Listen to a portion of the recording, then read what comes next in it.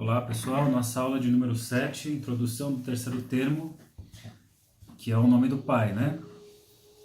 Então, seguindo aqui no Bruce Fink, isso ainda é capítulo 5, então tá aqui, a introdução do terceiro termo. Dá um foco aqui. Né? Então, o que a gente vinha falando sobre a questão da falta e a sobreposição das faltas. Né? Então, eu coloquei no texto que o bebê é o falo da mãe, como a gente já concluiu na outra aula. E então a mulher, como qualquer outro ser, um ser faltante, mas que quando ela engravida e vai se tornar mãe, o bebê preenche essa falta. Então, já que ele preenche essa falta e ela fica plena, né, é como se ela possuísse o falo. Então, o bebê é o próprio falo materno. E então, para a criança que chega no mundo, né, que ela, não sei se vocês lembram, mas ela topou desaparecer enquanto uma essência e foi substituída por um significante que está atrelado ao desejo do outro. Só que ela não vai perceber o desejo do outro até que o olhar do outro falhe, né? Tem que falhar em algum momento para que possa perceber a ausência, para depois perceber a presença. Como até a gente já falou na outra aula, né? A delícia de poder encontrar, mas também a delícia do afastamento, é decorrente disso. Então, para que eu possa perceber a existência de algo, eu tenho que também perceber a negativa desse algo. Né? Então, uma criança, desde que nasce, ela está lá sendo olhada pelo outro materno, o tempo todo. E aí eu coloquei que na saúde, uma mãe, entre aspas, né, normal, que normalidade é um conceito muito movediço, né, e muito ilusório também, mas dentro do esperado, depois de um certo tempo, a mãe vai retomar seu interesse por outras coisas para além da criança, né? Então essa relação dual vai começar a ser invadida de alguma forma por alguma outra coisa, né? E aí eu coloquei que a criança nesse momento ela se depara com um olhar para além dela. Até o exemplo que eu dei foi: imagine-se sentado numa cadeira frente a uma outra pessoa num restaurante, essa pessoa olha para além de você, né? Então a criança se depara nesse momento com a falta do olhar, né? O olhar do outro materno para uma outra coisa. E isso vai ter aquela dor que vai causar uma ruptura narcísica. Então vamos lembrar, a criança era um nada por conta da ordem do real que ela era ao nascer. Ela se constituiu numa imagem, naquela consciência de si do estádio do espelho. Então ela sabia o que ela era nessa consciência, lembrando que essa consciência era uma ilusão, era um engano, mas esse engano foi sustentável. Porque tinha ali o olhar do outro desejando ela e seu narcisismo se alimentando desse desejo. Né? Só que ainda não se dava conta exatamente que era esse desejo, porque não percebia a existência e a ausência, era aquele olhar constante. Nesse momento em que o outro materno olha para alguma coisa fora, ela vai se deparar com a fissura no espelho, vai aparecer o quê? Mais uma vez, o real, só que agora não é um real como nada. É um real que agora tem uma borda, né? A borda imaginária e alguns significantes jogados ali. Então, como tem a presença agora, quando ela percebe o além da presença, né, a ausência, aquilo que era um nada vai ser uma falta que ela se depara. Aí eu coloquei, esse é o ponto que a gente chamou na outra aula de sobreposição das faltas. Né? A criança, ao se deparar com o desejo da mãe, se depara com a própria insuficiência. Afinal, se o outro não me olha mais, o que está faltando em mim? Então, se o outro não olha só para mim, olha para fora, então tem alguma coisa que falta ao outro e automaticamente se falta ao outro, falta a mim também. Né? E o que a criança quer saber é para onde esse olhar de desejo olha, para que ela possa desejar também essa mesma coisa e, conseguindo ser essa coisa que o outro materno deseja, voltar para esse lugar narcísico inicial.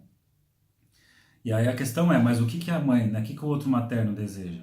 Aí eu coloquei que é a hora da entrada no simbólico, a linguagem. Só que tem que tomar cuidado, né? Porque quando eu falo de real simbólico imaginário, por mais que eu fale de uma forma muito cronológica, a coisa não acontece assim, a coisa está acontecendo num turbilhão, né? A coisa está sendo colocada. Os indizíveis estão lá, as imagens, as palavras, a linguagem, a coisa está num turbilhão.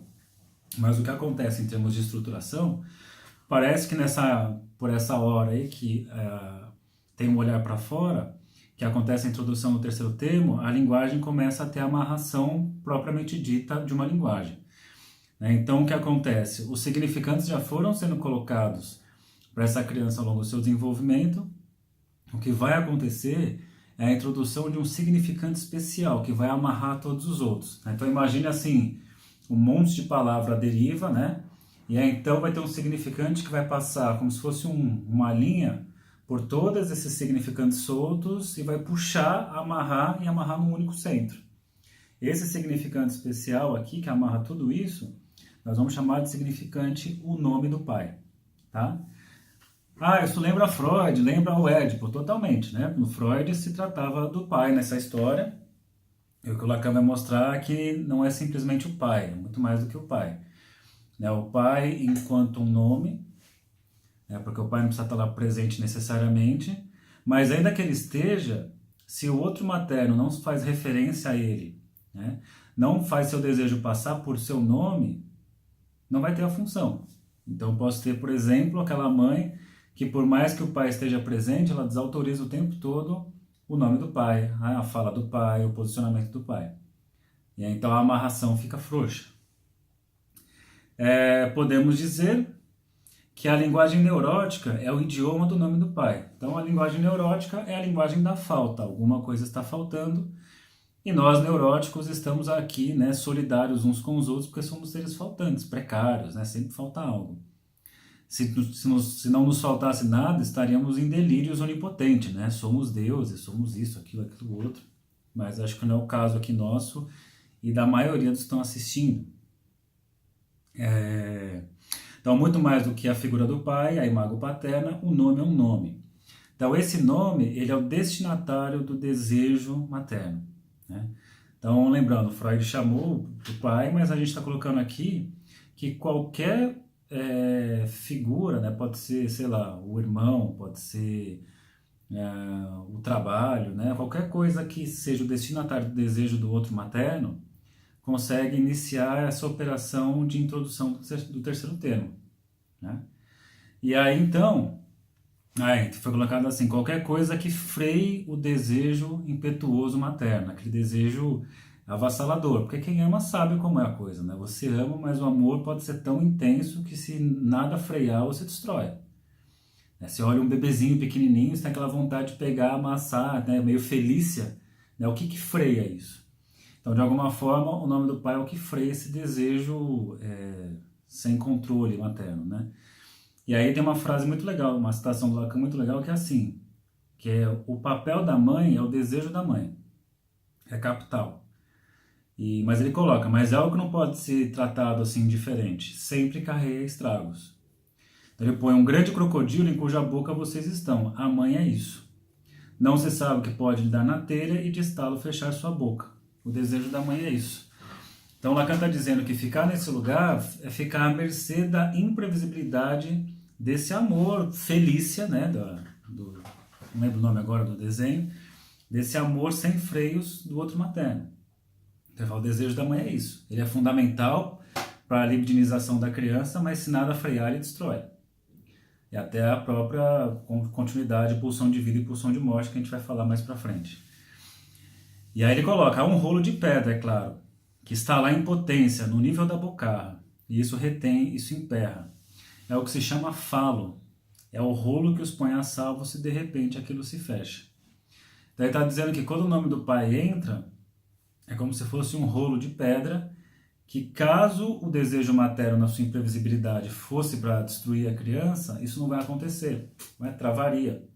Então imagine você viver dentro da boca de um crocodilo, sempre preocupado com a hora que esse negócio pode fechar. Então você está o tempo todo apreensivo.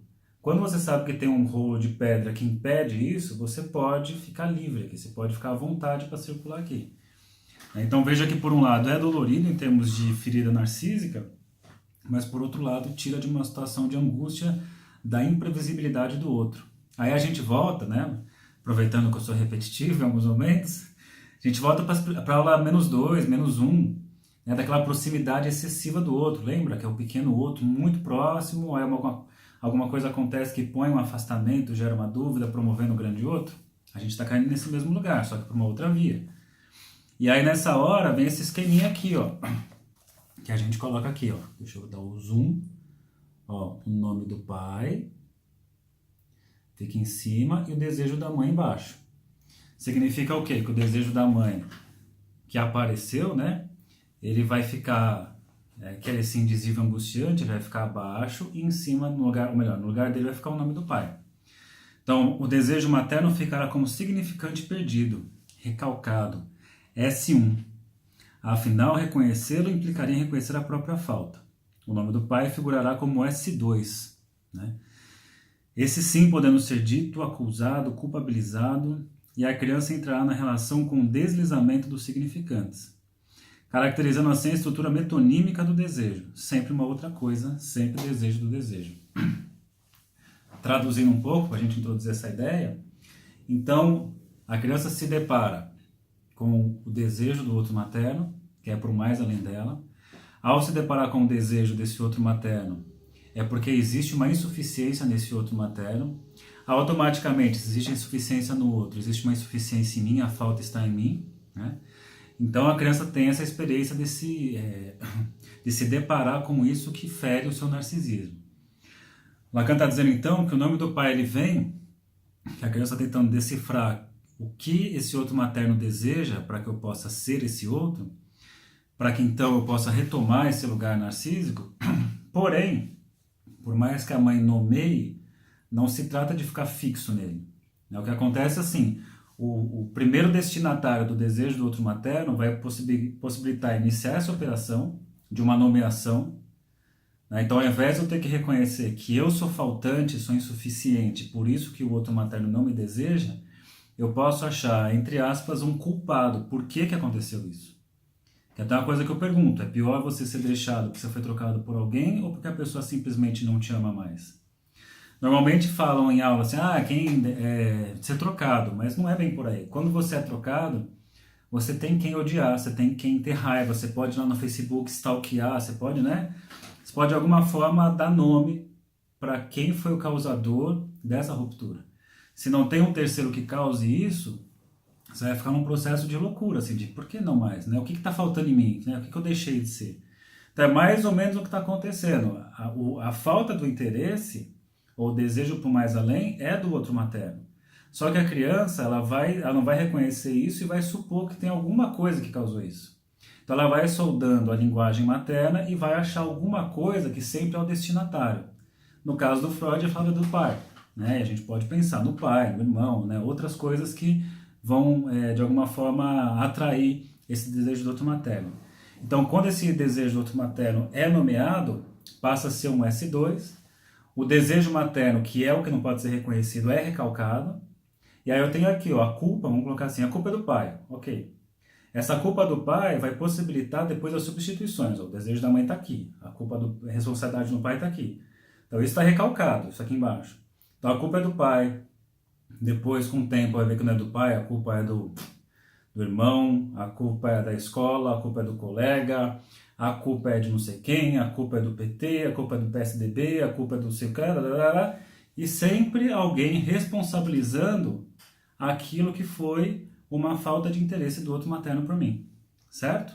Então, quando isso acontece, gera essa metonímia do desejo. Metonímia porque é sempre na relação de um próximo, mais um outro objeto, e outro objeto, outro objeto, outro objeto, né? É sempre a parte de um todo, é sempre uma parte, mas não é isso, essa parte, mas não é isso, essa parte, mas não é isso. Que é a própria estrutura do desejo. Desejo é sempre de uma outra coisa, desejo de um desejo, de um desejo, de um desejo. E aí tem um texto do Freud, finalizando, sobre a infância do Leonardo da Vinci, que ele coloca assim: a criança pergunta todas as coisas, exceto a única pergunta que realmente importa. E essa única pergunta que ela realmente importa tem a ver com esse significante que está recalcado, que é o S1, tá certo? Então esse é o começo do raciocínio. Na próxima aula eu vou falar sobre os primeiros elementos da álgebra lacaniana, que é esse S1, S2, S barrado e o A com letra minúscula, objeto A, tá bom? Então, bons estudos!